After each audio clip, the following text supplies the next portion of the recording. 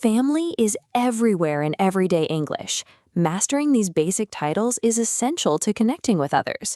First, the word family itself. It describes your related group as a whole. You use it to share simple facts in conversation, like how big the group is or where they live. Next, your parents. Father and mother are the correct formal English terms, but in casual daily life, most native speakers primarily use the words dad and mom. Knowing this difference keeps your everyday conversations from sounding too stiff. Finally, your siblings. English describes the children of your parents strictly by gender. Male children are your brothers, and female children are your sisters. You use these specific titles to describe their ages or what they do for a living. Master these basic titles and the casual terms, and you can confidently share your background in any English conversation. How exactly do you map out a family tree in English? Family is our most common conversation topic, so you need the exact relationship labels. For example, what do you call the child of your mother's sister? To find out, start with yourself and move up one level. These are your parents, your direct mother and father. Next, move horizontally to your parents' siblings. English splits this step by gender. A brother becomes your uncle, and a sister becomes your aunt. Now, trace the path down from that aunt or uncle to their child. Unlike the last step, this label merges back together. Whether male or female, they are simply your cousin. What about romantic connections attached to these adults? A married man is a husband, and a married woman is a wife. Or you can use partner for any close romantic relationship. So let's look back at that child of your mother's sister. You trace the tree up, sideways, and down. You can now confidently introduce them as your cousin. Talking about your family is a common English topic, but you actually only need 3 basic sentence patterns. Let's say you need to introduce your siblings, your exact age ranking, and where your parents live. Start with the word have to build your basic family tree. For example, you could say, I have 2 brothers. But just counting your siblings leaves a gap in the conversation. The listener still doesn't know where you fit into that timeline. To pinpoint your exact placement, switch to the word am. You define your identity by saying, I am the oldest child. Finally, add geographical context by shifting the sentence subject to your relatives. Use lives in, like, my parents live in Rwanda. So instead of just dropping random facts, you string them together. You get a perfect, natural introduction. I have 2 brothers, I am the oldest child, and my parents live in Rwanda. Explaining your family's birth order in English requires specific vocabulary, because without the exact comparative words, it's impossible to clearly explain who was born when. Take this single family unit featuring 4 siblings born across a 10-year span. Let's start by comparing just 2 of them. The sibling who has more years of age is older, so we can say the first sibling is older than the second. Now reverse that exact relationship to focus on the sibling with fewer years. That person is younger.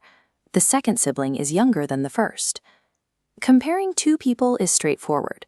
But how do you label the absolute extremes when looking at all 4 siblings together?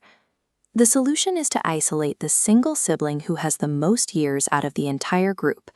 We call that person the eldest or the oldest.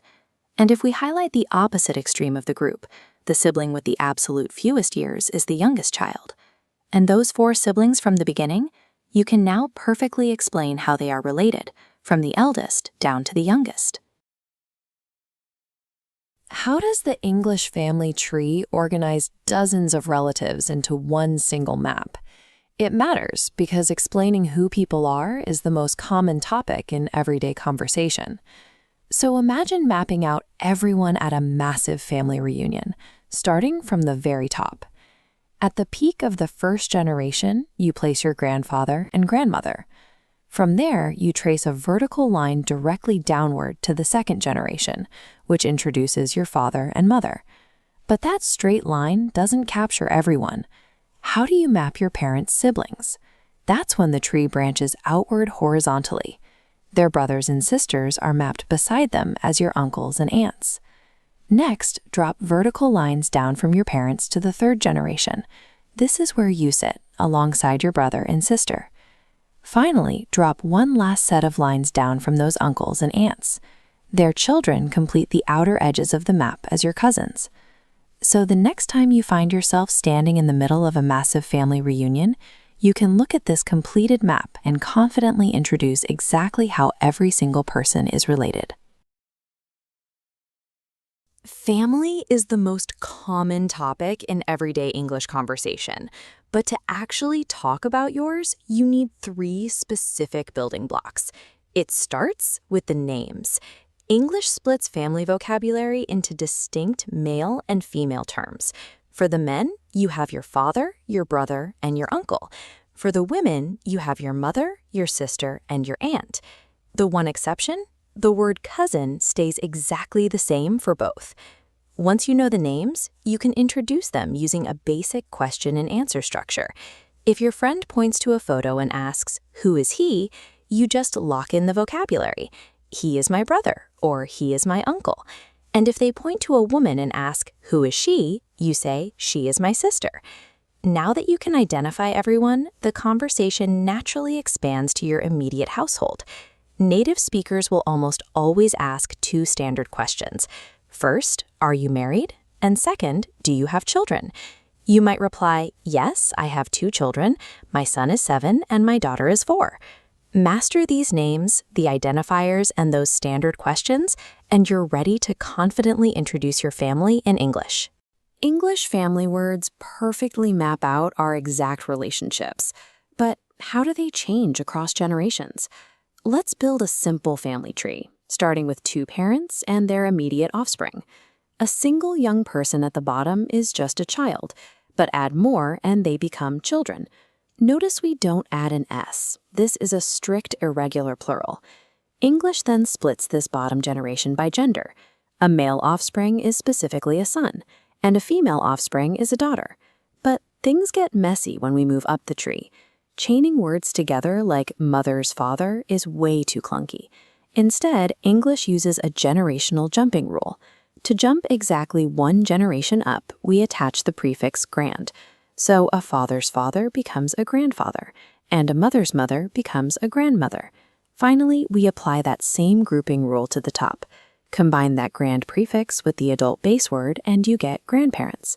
So by mixing basic gender distinctions with a single generational prefix, you can instantly map out the exact branches of any multi-generational English family tree. Talking about your family in English seems easy, but relying on direct translation often causes awkward conversational mistakes. Let's say a friend asks about your extended relatives in Kigali. When mapping out your immediate family, English requires strict plural matching. You can't just say you have 2 brother. You must add the S to make it 2 brothers. But that standard plural rule completely breaks down when talking about offspring. Adding an S to make childs is a major trap.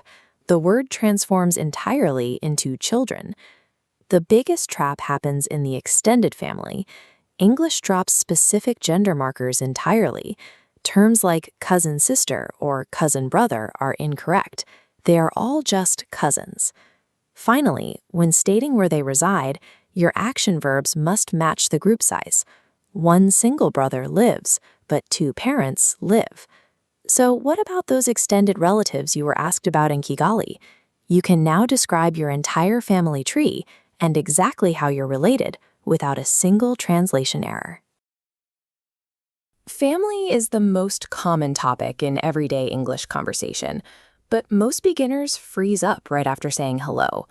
Imagine you're chatting with a new colleague and you want to ask about their siblings without the dialogue stalling.